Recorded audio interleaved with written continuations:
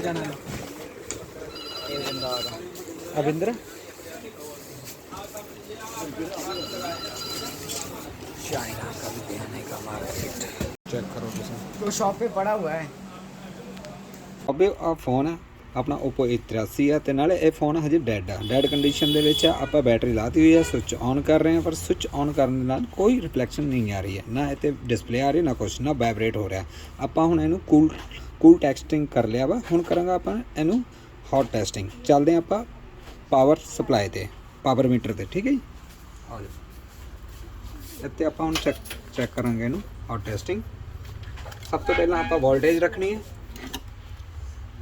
Voltage अपनी यदि set करांगे एम्पेयर मीटर से आप 4 तो थले रखांगे, जिमें कि 3.9 रखांगे ये वोल्टेज।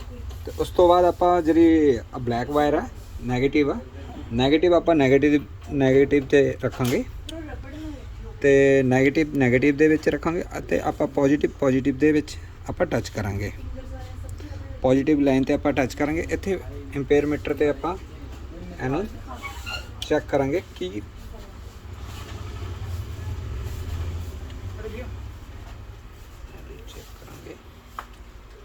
एम्पेयर मीटर ते ले जाओ। एम्पेयर मीटर ते शॉर्टिंग है, हाफ शॉर्टिंग है, इत्थे चेक करांगे। आ देखो 1 2 3 4 1 2 3 4 आ रहा है, मतलब ये शॉर्टिंग भी है नहीं, ना हाफ शॉर्टिंग है, तो नाले इहदा ये आ कि डेड है। तो इहदे विच सॉफ्टवेयर का इशू हो सकता। पावर IC का सब तो पहले चेक करांगे इनू, पावर IC की प्रॉब्लम हैगी है, ठीक है। चलना चाहिए, मैंने तो इन्ना पता है।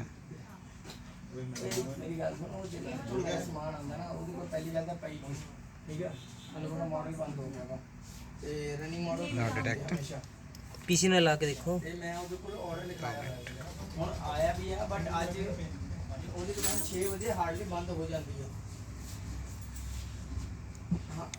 Not okay. ये ऐसे अपने को जैक चेंज हाँ फोन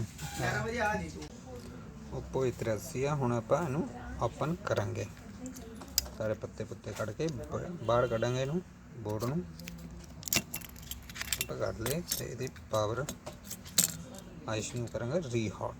हम इसमें थोड़ी सी डालेंगे PVD नहीं बल्कि पेस्ट फ्लेक्स डालेंगे और फिर इसे रीहॉट करेंगे।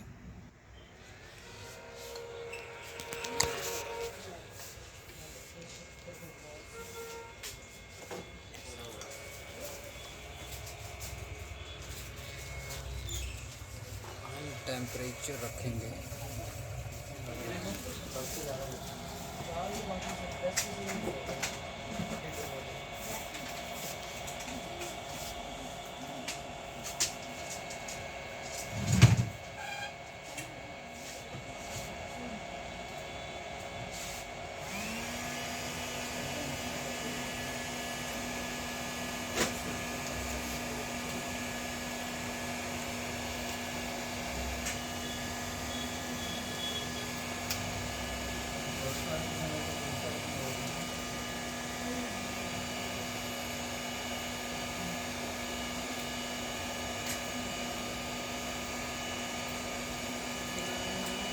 एक से 2 मिनट इसको रीहॉट करेंगे।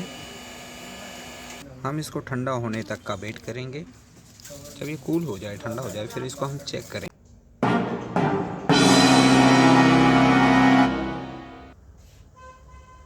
कितना टाइम लगना भाई?